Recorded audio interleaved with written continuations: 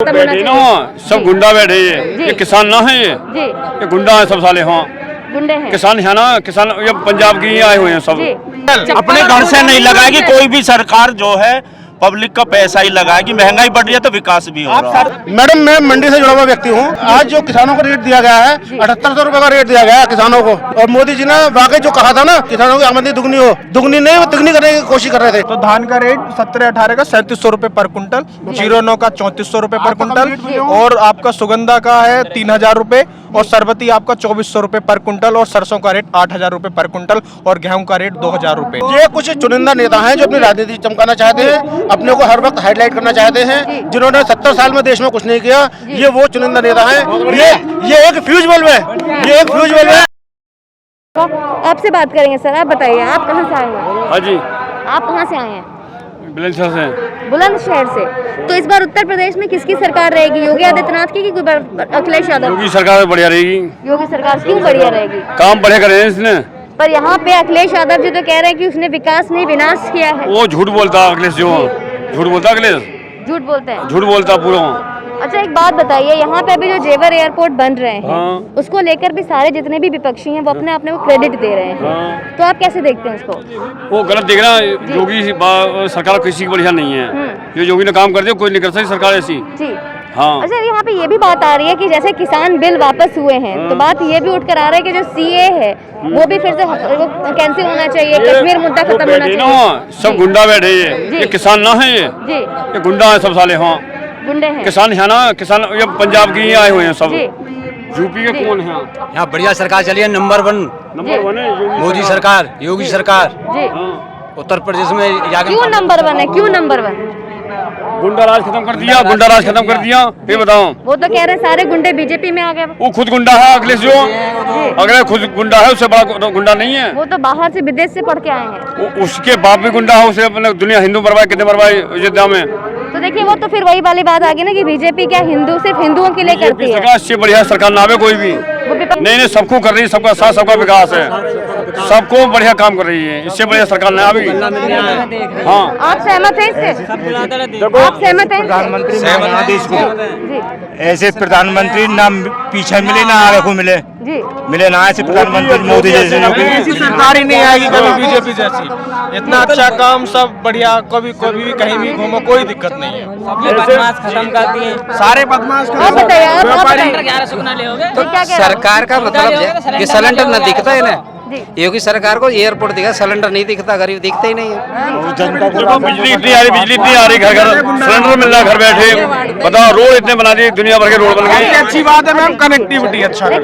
भैया ने बोला, भैया कह रहे हैं कि सिलेंडर महंगा हो गया। क्या जी? आप बताइए। उससे राशन भी कहाँ से कहाँ आ रहा है? धान 3500 रुपए कुंटल बेच रहा है।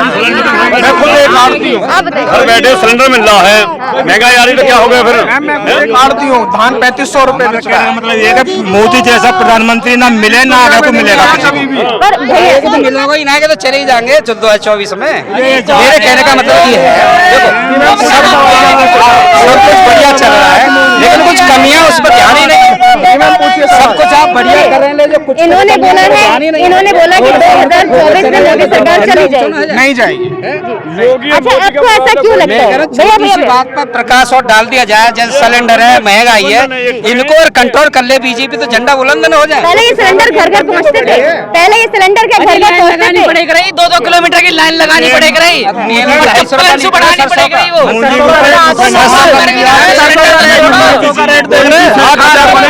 अपने घर से नहीं लगाएगी कोई भी सरकार जो है, पब्लिक का पैसा ही लगाएगी। महंगाई बढ़ रही है तो विकास भी हो रहा है।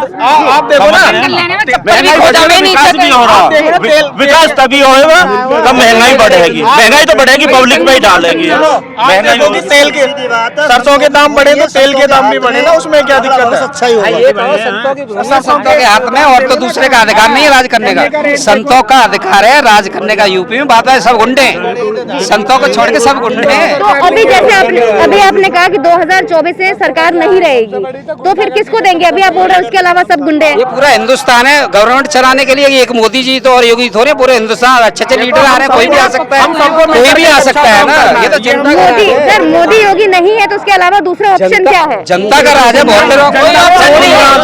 बड़ी बात है भयमुक्त समाज, जी भय नहीं है पब्लिक में। अब पहले गुंडागर्दी ज्यादा है, अब गुंडागर्दी खत्म है। सबसे बड़ी बात है हम सबको अपनी सोच बदलना। पब्लिक जो मेन बात है, जब तक हम नहीं बदलेंगे जब तक कोई नहीं बदलेगा। हम सब बदलेंगे तो देश बदलेगा, देश बदलेगा तो एक बात और कहना चाहता हूं, देखो यहाँ पे रैली हो रही है, ये सारे लोग क्यों जा रहे हैं? मोदी जी को बात को सुनने आए, मोदी जी जैसे ही खड़े हो पब्लिक चलती, इसका क्या अर्थ है? क्या समझे? जिसको मोदी जी सुनने आए आधी पब्लिक चलती, इसका क्या अर्थ समझे? वो गाड़ी में चले, ये नहीं है, नहीं ऐसा नहीं है, तो सुना ही नहीं है। ऐसा नहीं है। वो इसलिए गए हुए हैं कि मैं आपको सुनने में क्या बात है? दर्शन हो गए, चलिए। वहाँ से लोगों को निकलना भी है तो उसका भी तो हमें टाइम मोदी प्रेमी ना हो जाए आते ही हमको वहाँ से निकलना है। हमारा इतना ट्रैफिक है, वहाँ से हमें टाइम लग जाएगा, इसलिए हम समय आ गए। इसलिए जल्दी ज्यादा लोग धीरे धीरे एक साथ तो निकल नहीं सकते, यहाँ से धीरे धीरे चलिए एक सवाल और पूछेंगे, एक सवाल अभी और पूछेंगे आपसे। अभी अभी प्रियंका गांधी ने बोला है कि बीजेपी और मोदी जो है 700 किसानों के हत्यारे हैं। इनका ये मानना है कि जो किसान जी नहीं, ऐसा नहीं है, इतने हत्याएं नहीं। मैं ये अंकल जी से सवाल पूछूंगी, अंकल जी चले गए। एक बात बताइए, कह रहे हैं जितने भी किसानों की जो आत्महत्याएं हुई है ये बीजेपी की वजह से हुई। ना जी बिल्कुल ना, बढ़िया काम कर रहे हैं मोदी जी और योगी जी। इतना बढ़िया काम नहीं हुआ, इतनी रोडों की कनेक्टिविटी, इतनी हम मंडियों में जाकर देखिए आप इतना। अच्छा एक बात बताइए, ये किसान बिल वापस होने के बाद अब बात आती है कि कश्मीर मुद्दा भी खत्म करो, बात आती है कि जो सीए जो था उसको भी हटाया जाए। ये सारी चीजें जो शाहीन बाग की बात है, एक बार फिर से बोला जा रहा है कि उत्तर प्रदेश को, आपके उत्तर प्रदेश को शाहीन बाग बना देंगे ओवैसी जी। ऐसा नहीं है, ऐसा कुछ नहीं है। अभी आपने देखा होगा ओवैसी जी का आया था, आपने सुना होगा। मेरे कहने का मतलब ये है, अब जब 1 साल से 11 महीने से आप लगे कि कानून अच्छे हैं और वो आतंकवादी बैठे थे, तो आपने डिसीजन क्यों ले लिया वापस करने का? क्यों ले लिया? अब तो सारे लोग बोलेंगे भैया हमारा भी लो, हमारा भी वापस करो जी, तो क्यों ले लिया? तो क्या ये ऐसा कश्मीर नहीं है, उसमें ये हुआ है कि किसान में अभी कुछ लोगों की हमारी सरकार कुछ किसानों को भी समझा नहीं पाई है। उसमें हमें बिल में कोई दिक्कत नहीं, कुछ लोग ऐसे वो समझ नहीं पाए, तो सरकार को दबाव में बिल बढ़िया था, बिल बढ़िया था, आतंकवादियों की भेंट चढ़ गया। मतलब जो वहाँ बैठे थे आप उनको सब आतंकवादी हैं, जी। टिकैत सबसे बड़ा आतंकवादी। आपने क्यों ले लिया वापस? जब आतंकवादियों के कहने पर क्यों कानून हम कुछ लोगों को समझा नहीं पाए, वापस लोगों को समझा नहीं पाए। किसानों का मसीहा नेता है नरेंद्र मोदी जी, योगी जी। देखिए इनका कहना है कि अगर वो किसानों के हित में था तो बिल वापस क्यों लिया? मैडम जब तो उन्होंने तो फिर अब अहित कर दिया। हाँ हित कर दिया। अब अहित किया है कि पहले हित? मैं कहना चाहता हूँ, पूछना चाहता हूँ, अगर पहले हित में था, किसानों के हित में था, तो अब हित कर दिया क्या? उसमें अब आप बोला किसानों को बुरा लगा था, किसानों ने अपनी राय रखी थी मोदी जी से, किसानों के हित में योगी जी ने मोदी जी ने मजबूत सरकार बोले। आप बताइए। हेलो सर इधर कैमरा एमएसपी था क्या? परिभाषक जान सर आप साइड होइए, थोड़ा सा साइड होइए जी। एमएसपी परिभाषक याद आपको? ये कह रहे हैं कि अगर किसान के बिल की जिसकी आप बात कर रहे हैं वो 3 बिल क्या थे, एमएसपी क्या, वो पूछना चाह रहे हैं। मेरे कहने का मतलब ये है कि हमने सवाल मैं रिपीट करूंगी, इनके भाई का कहने का मतलब ये है कि एमएसपी की बात हो रही है, किसान बिल की बात हो रही है, आप उसका बहुत ज्यादा सपोर्ट कर रहे हैं, वो क्या थे? मैं सपोर्ट नहीं कर रहा हूँ, मैं बोल रहा हूँ कि तीनों बिल हमने सुना कि काले कानून है और बीजेपी काले कानून बहुत अच्छे हैं। मेरी बात सुनो, मैं क्या कहना चाह रहा हूँ, मेरी बात सुनो। देखो मैं किसी पक्ष में नहीं, पहली बात पक्ष वाली बात नहीं, पक्ष विपक्षी बात नहीं कर रही मैं। एक बात कहना चाह रहा हूँ, सुनना क्या? आप भी सुनना भाई, जब 11 महीने से हो रहा है, वो बोल रहे हैं कि काले कानून है और हम सब बोले कानून अच्छे किसान के हित में। अब क्या हो गए ऐसा कि काले कानून अच्छे हो गए, वो वापस ले लिए? क्यों ले लिए? अब ये बताओ, पहले हित में था किसानों के, अब हित में, ये बता दो। सर ये जो बिल आए थे वो क्या थे? अब भी हित में, ऐसा तो नहीं हो सकता है भाई। कैसे योगी जी आएंगे? किसानों के रूप में, इधर आइए, आप इधर आइए। किसानों के रूप में जो बॉर्डरों पर भेड़िए बैठे हैं, जिन्होंने पूरी दिल्ली को लॉक कर रखा है, जो इन्होंने कुछ महीने पहले दिल्ली के अंदर करा था, तांडव मचाया था, मीडिया में दिखाया था। इन्होंने लाल किला पर जाकर उधम मचाया, सदन को घेरने का प्रयास करा। मोदी जी को ऐसा लगा कि ये जो किसान के रूप में भेड़िए बैठे हैं, अगर मैंने ये ना हटाए तो ये देश को बर्बाद कर देंगे। अब चिंता का विषय ये है, विपक्ष जो वहाँ बैठे हैं और उनके जो गुर्गे घूमते हैं जगह जगह, ऐसे बहुत से लोग हैं जो उन्हीं के गुर्गे हैं, जगह जगह मोदी की रैली में आते हैं बहस करने के लिए, जनता को बहकाने के लिए। जनता बहुत समझदार है। अब दिक्कत ये है कि अब टकैतियों जितने भी विरोधी बैठे थे, उनकी ये फिल्म तो हो गई बंद, अब नई फिल्म उन्हें मिल नहीं रही है। जब मोदी जी ने वापसी ले लिया, कोई चीज वापसी ले लिया, तो अब ऐसी कौन सी वजह है जो वहाँ बैठे हुए हैं बस में? उसका जवाब दें, क्यों बैठे हुए हैं उस जगह और क्या वजह बैठे केवल वो अपनी राजनीति चमकाने के लिए बैठे हुए हैं, केवल वो राजनीति चमका रहे हैं और केवल राजनीति चमकाने के लिए बैठे हुए हैं। कुछ नहीं होना है, उसका कुछ नहीं होना है। ये जो तीनों कानून थे, ये केवल किसान हित में थे और मोदी जी ने कहा है कि मैं अपना जो भी वो समझा नहीं पाया, ये किसानों को समझा नहीं पाए, नहीं तो इतने बढ़िया थे, ये किसानों को बहुत बड़ा होता। मैडम गन्ने की पर्ची का ऐसा होता है। आज जो लहेड़े का किसान को रेट मिल रहा है 72, 73, 7400 रुपए, 8000 रुपए रेट मिल रहा है। आज तक किसी सरकार ने दिया लहेड़े का रेट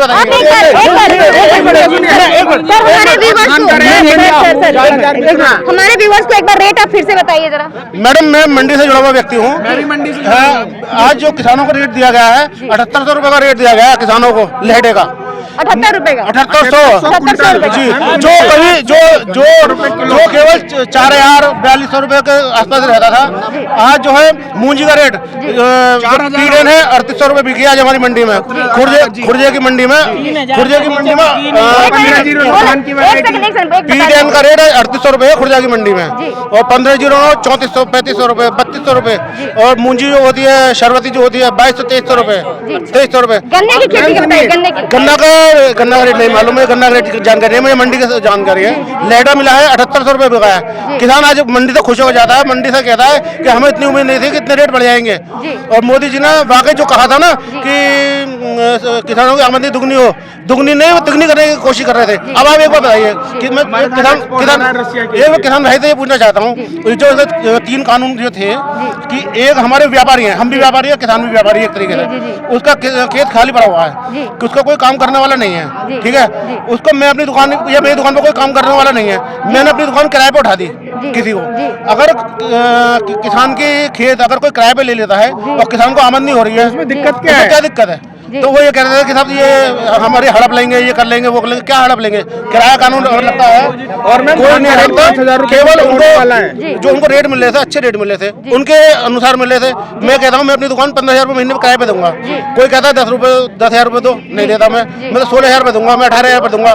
कोई आता है आदमी आया बोले ठीक है जी हम 18,000 रुपये दुकान ले लेंगे, वो उस दुकान से कम 5-6 आदमियों को 7 आदमियों को रोजगार देगा, ठीक है, और जब वो रोजगार देगा तो तरक्की होगी, उससे GST बढ़ेगा, उससे बेरोजगारी कम होगी, 5-6 आदमियों को रोजगार मिलेगा। बताइए क्या बढ़ाई है? अगर जो है किसानों ने अपनी जमीन दे दे किसी को खाली पड़ी हुई है, बंजर है, उनके बच्चे फौज में हैं, उनके बच्चे और कहीं हैं, वो नहीं कर पाते, और उनकी अगर वो ले लेते हैं साहब किराए पे दे दी हमने, उनको हर उस पर पैसा मिल जाएगा, तो क्या बुराई है साहब? किसानों की आमदनी नहीं बढ़ेगी?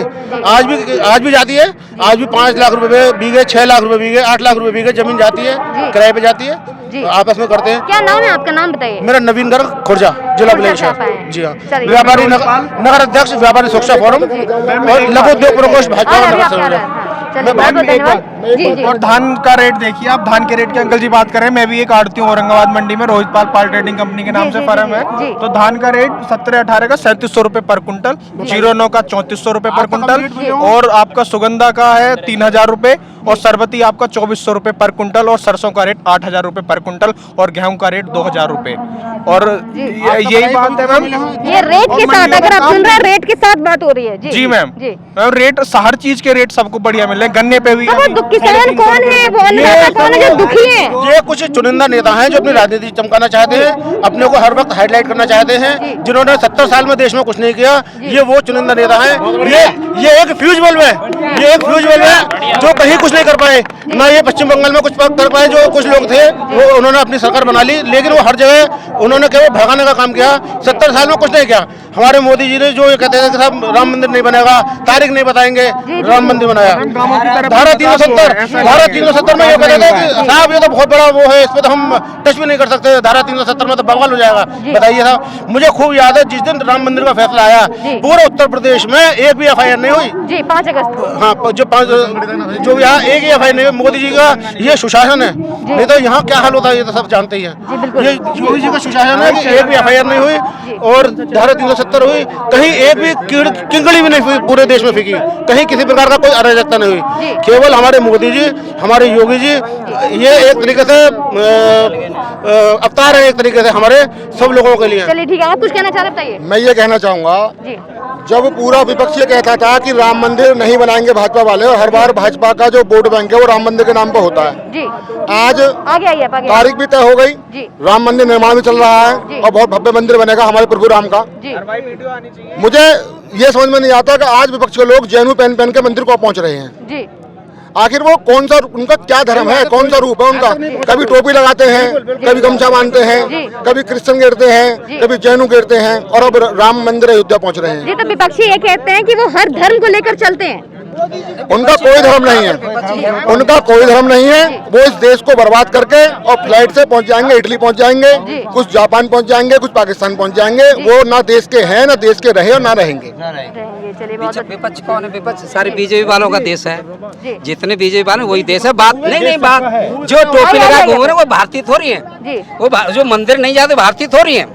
ये तो यार जब कोर्ट में था, केस कोर्ट में हो गया तो इसकी चर्चा करना बेकार है। वहाँ कोर्ट में है, वहाँ कोर्ट में है। मेरा आपसे वहाँ कोर्ट में एक मिनट मुझे कहेंगे, आपने कहा आपने है कोर्ट का, मैंने नहीं सुनिए। वहाँ कोर्ट में, वहाँ कोर्ट में उस मंदिर के ना बनने की पैरोकारी कौन वकील कर रहे थे? वो वकील किस पार्टी के थे? वो वकील किस पार्टी के थे? 29 वकील आप लोगों ने 29 वकील खड़े करे विपक्ष में। 29 चल एक बात, बस एक बात मैं कह रहा हूँ, भगवान राम का मंदिर बन रहा है, अगर सारे लोग हिंदुस्तानी चले जाए तो आपका ऐतराज है क्या? मंदिर में तो सब जाएंगे ही ना, तो चाहे तो अच्छी बात है, बुरी बात है। मंदिर क्यों यात्रा है? पहले मंदिर कहाँ था? पहले भगवान कहाँ थे? पहले मंदिर कहाँ थे? हम तो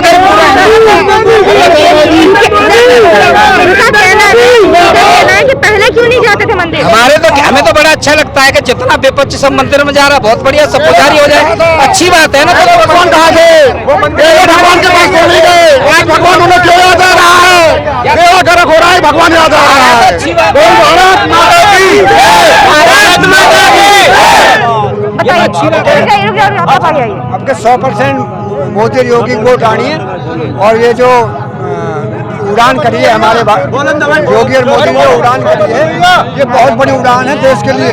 और देश का एक भी आदमी गरीब नहीं है, बहुत बड़ी बात है इनकी। देश तरक्की कर रहा है हमारा, और भारत देश में नाम है। जहाँ जहाँ देश मोदी और योगी के नेतृत्व में बहुत ही बढ़िया चल रहा है, बहुत ही अच्छा चल रहा है। जय मोदी जय योगी। और ये एयरपोर्ट जो बन रहा है ये योगी के, धीरेन्द्र जी के वास्ते बहुत ही अच्छा एयरपोर्ट आने वाले समय के लिए, इस क्षेत्र की जनता के लिए, इस क्षेत्र के लिए, इस जो ये क्षेत्र के नौजवान है उनके लिए, रोजगार के लिए बहुत ही अच्छा है, बहुत ही बढ़िया एयरपोर्ट से हमें हमें मोदी जी का, माननीय मोदी नरेंद्र मोदी जी का मार्गदर्शन प्राप्त हो, माननीय योगी जी का, बहुत भारत माता की। इस वीडियो में ये वीडियो चाहे इतनी भीड़ हो, चाहे कितने लोगों की भीड़ है, लेकिन सबसे अच्छी बात यह है कि इस वीडियो में हमने ये जाना कि किस मंडी में किस अनाज का क्या रेट है और कितना फर्क पड़ा है। वास्तविक रूप में किसान कहाँ है, किसान कितना खुश है, किसान कितना नाराज है। और अगर किसान इतना खुश है जिसको कि 4 और 5 गुना जाके बढ़ोतरी हुई है, उनके इनकम में, उनके हर चीज में इतना फर्क आया है, तो आखिर वो कौन बैठे हैं जिनको की आपत्ति थी? वो कौन बैठे हैं जो आंदोलन से इस तरीके से आंदोलन जीवी बने हुए हैं? चर्च की बात है, तो आखिर वो जो हमारे देश की हर व्यवस्था को खराब करने के लिए बहुत ज्यादा तुले हुए, आखिर वो कौन है जो चंद पैसों के लिए हमारे देश को बेचने को आतुर हो गए? चैनल पे बने रहिए और यूं कमेंट सेक्शन में मुझे बताइए। जय हिंद, वंदे मातरम।